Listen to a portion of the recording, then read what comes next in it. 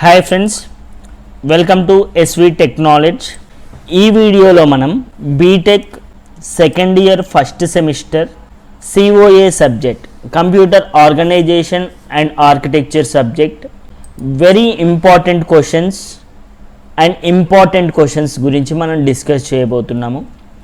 ఒకవేళ మీరు మా ఛానల్ని ఫస్ట్ టైం విజిట్ చేస్తున్నట్లయితే please do subscribe to my channel and support me.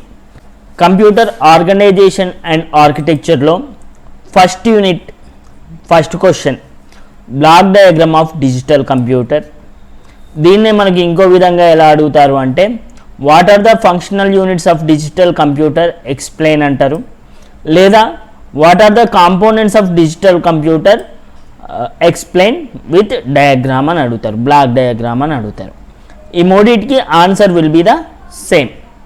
And second question వచ్చేసి write the differences between computer organisation and architecture అని అడుగుతారు, లేదా write the differences between CO and CA అని అడుగుతారు, లేదా write a brief notes on CO CA explain about CO CA అని అడుగుతారు. ఈ రెండు questions very important. Next third question micro operations. So ఈ మైక్రో ఆపరేషన్స్లో మనకు మెయిన్గా ఏంటి అంటే 3 types ఆఫ్ మైక్రో ఆపరేషన్స్ ఉంటాయి. ఆ 3 types ఆఫ్ మైక్రో ఆపరేషన్లో arithmetic micro operations, logical micro operations and shift micro operations ఉంటాయి. సో ఈ 3లో ఏదైనా ఒకటి అడిగే ఛాన్స్ ఉంది, లేదా 3 కూడా అడిగే ఛాన్స్ ఉంది. అర్థమెటిక్ మైక్రో ఆపరేషన్లో మనకు binary adder subtractor and binary incrementer అని 3 సబ్ టాపిక్స్ ఉంటాయి. అందులో నుంచే ఏదైనా ఒకటి 5 మార్క్స్కి వచ్చే ఛాన్స్ ఉంటుంది. And the fourth question will be ALSU with block diagram. So arithmetic logic shift unit అని చెప్పేసి ఒక బ్లాక్ డయాగ్రామ్ ఉంటుంది, అది కూడా 5 మార్క్స్కి అడిగే ఛాన్స్ ఉంటుంది. Next bus and memory transfer. ఈ bus and memory transfer common bus construction అని అడుగుతారు, లేకపోతే కామన్ బస్ ఇంప్లిమెంటేషన్ అని అడుగుతారు. సో ఈ implementation hardware implementation of common bus 2 విధాలుగా ఉంటుంది మనకు. ఒకటి వచ్చేసి మల్టీప్లెక్సర్స్తో ఉంటుంది, ఇంకోటి వచ్చేసి 3 స్టేట్ బఫర్ లేదా ట్రై స్టేట్ బఫర్ అంటారు, దీంతో ఉంటుంది. నెక్స్ట్ వచ్చేసి ఇన్స్ట్రక్షన్ సైకిల్, నెక్స్ట్ వచ్చేసి ఇంటరప్ట్ సైకిల్. ఇన్స్ట్రక్షన్ సైకిల్లో మనకు మెయిన్గా ఏంది ఫెచ్ ఫేజ్ ఉంటుంది, డీకోడ్ ఫేజ్ ఉంటుంది అండ్ ఎగ్జిక్యూషన్ ఫేజ్ ఉంటుంది. సపరేట్గా ఫెచ్ ఫేజ్ ఒకటి కూడా ఎగ్జామ్లో అడిగే ఛాన్స్ ఉంటుంది with the help of register ఇన్స్ట్రక్షన్స్తో కలిపి. నెక్స్ట్ వచ్చేసి hardwired control unit, timing and control diagram, block diagram of control unit. ఈ 3 క్వశ్చన్లు కూడా ఒకటే, hardwired implementation of control unit, లేదా టైమింగ్ అండ్ కంట్రోల్ డయాగ్రామ్, లేదా block diagram of control unit. So ఈ విధంగా ఫస్ట్ యూనిట్లో 8 క్వశ్చన్లు ఉంటాయి, ఇంపార్టెంట్ క్వశ్చన్స్. సో ఇంపార్టెంట్ అంటే కంపల్సరీగా మీరు అన్నీ కూడా చదవాల్సి ఉంటుంది. లేదు నాకు కొంచెం టైం తక్కువ ఉంది అనుకుంటే నువ్వు ఒక 5 క్వశ్చన్స్ చదవచ్చు. ఆ 5 క్వశ్చన్స్ ఏంటివో నేను చెప్తాను. సో ఫస్ట్ క్వశ్చన్ కంపల్సరీ చదవాలి. 5 questions from first unit very very very important. 8 questions important. మెయిన్గా అయితే అంత టైం లేదు అనుకున్న వాళ్ళు మాత్రం ఈ 5 కంపల్సరీ చదవండి. First question and second question and third question and 6th question and 7th question. So me luck బాగుంటే ఫస్ట్ 3 క్వశ్చన్స్లోనే ఒక క్వశ్చన్ వస్తుంది, మీరు రాయాల్సింది ఎలాగో 1 క్వశ్చన్. ఒకవేళ మిస్ అవుతే ఇన్స్ట్రక్షన్ సైకిల్ వస్తుంది ఆల్మోస్ట్. ఓకే, కాబట్టి ఈ 5 క్వశ్చన్స్ చదవండి. You can answer easily first unit short question as well as long question. Short క్వశ్చన్లో రిజిస్టర్ ట్రాన్స్ఫర్ లాంగ్వేజ్ గురించి అడిగే ఛాన్స్ ఉంటుంది, కాబట్టి అది ఒకసారి చూసుకోండి. అది చూసుకుంటే మీకు 2 మార్క్స్ కంపల్సరీగా వచ్చే ఛాన్స్ ఉంటుంది కంప్యూటర్ ఆర్గనైజేషన్ ఫస్ట్ యూనిట్లో. So coming to the second unit. So second యూనిట్లో మనకు మొత్తం 7 క్వశ్చన్స్ ఉంటాయి, ఇంపార్టెంట్ క్వశ్చన్స్. ఆ 7లో 6 వెరీ ఇంపార్టెంట్ ఉంటాయి. సో ఫస్ట్ వన్ వచ్చేసి అడ్రస్ సీక్వెన్సింగ్, దాన్నే మనం మైక్రో ప్రోగ్రామ్ సీక్వెన్సర్ అని కూడా అంటాము. సో ఈ మైక్రో ప్రోగ్రామ్ సీక్వెన్సర్లో 3 సబ్ టాపిక్స్ ఉంటాయి, కండిషనల్ బ్రాంచింగ్ ఒకటి, సబ్ రొటీన్ కాల్ ఒకటి, మ్యాపింగ్ ఇన్స్ట్రక్షన్ ఒకటి.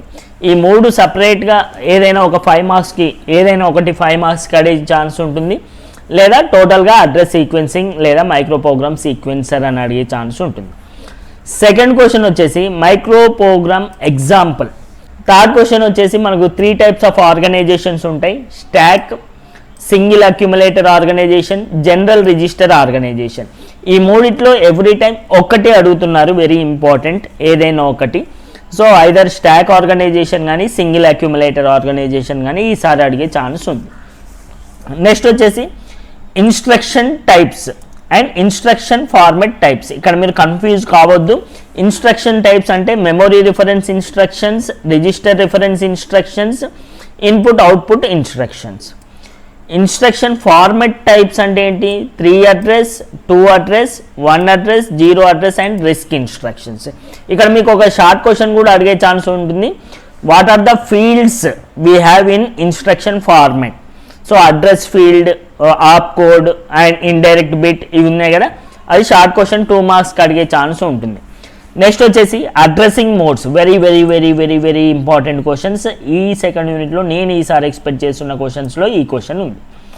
నెక్స్ట్ వచ్చేసి అడ్రసింగ్ మోడ్స్ 10 ఉంటాయి, ఆ 10 కూడా మీరు చదవాలి. Implicit mode, indirect mode, immediate mode, direct addressing mode, indirect addressing mode, intermediate addressing mode, ఇవన్నీ కూడా 10 ఉంటాయి, 10 కూడా చదవాలి. Index addressing mode like this. Next 7th question వచ్చేసి డేటా ట్రాన్స్ఫర్ అండ్ మ్యానిపులేషన్లో 3 సబ్ కాన్సెప్ట్స్ ఉంటాయి.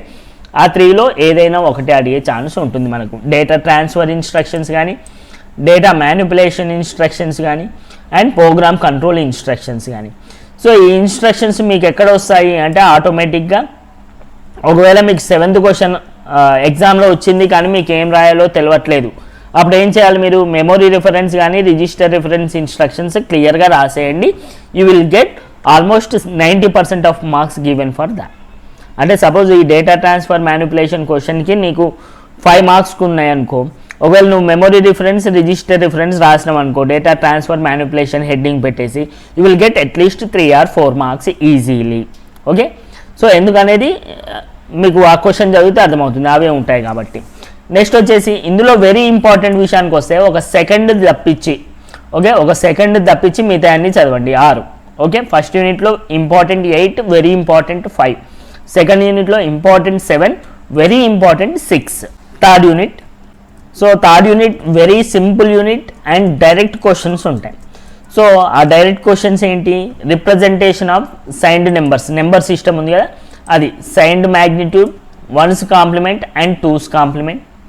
సెకండ్ వచ్చేసి ఫ్లోటింగ్ పాయింట్ రిప్రజెంటేషన్.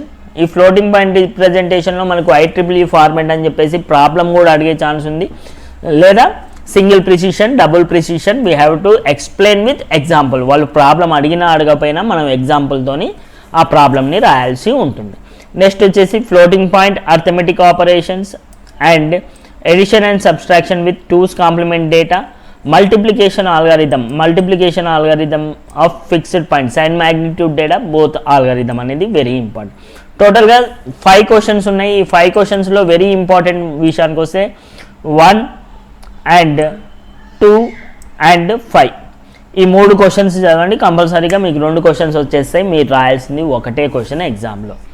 ఓకే, ఒకవేళ మిస్ అయినా కూడా ఫస్ట్ రెండిట్లోనే ఒక క్వశ్చన్ వస్తుంది కంపల్సరీ, మీకు ఎలా రాయాల్సింది 1 క్వశ్చనే. ఒకవేళ మిస్ అయినా కూడా సెకండ్ క్వశ్చన్ ఇది వస్తుంది, మీరు ఇది రాసేయండి. Okay, so this is third unit important questions.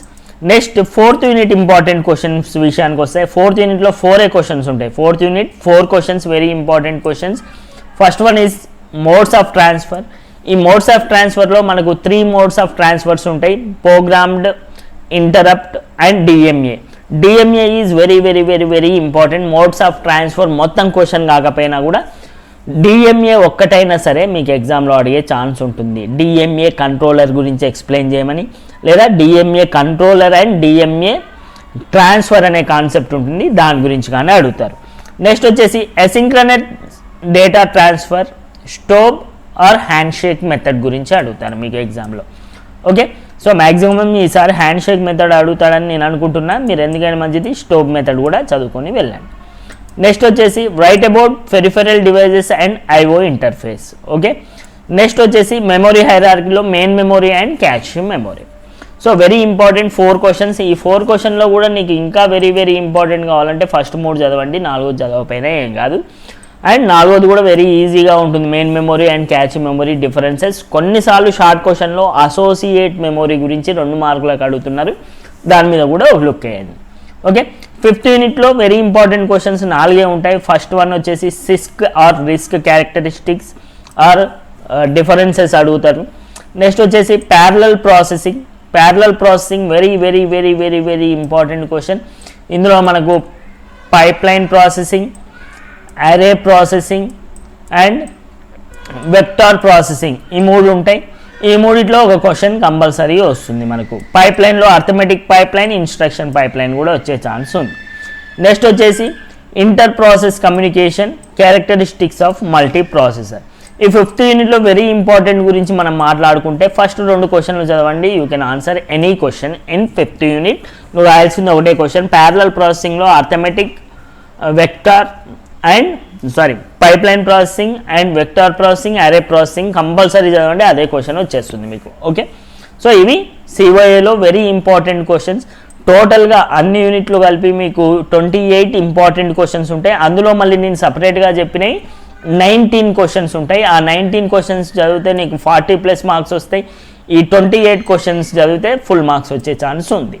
Okay, so ఇలాంటి మరిన్ని వీడియోల కోసం నా ఛానల్ని సబ్స్క్రైబ్ చేసుకోండి. నెక్స్ట్ వీడియోలో నేను ప్రీవియస్ క్వశ్చన్ పేపర్స్లో అడిగిన ఒక 30 క్వశ్చన్స్ అంటే రిపీటెడ్ 30 క్వశ్చన్స్ గురించి డిస్కస్ చేస్తాను COAలో. Okay, please do subscribe and share with your friends.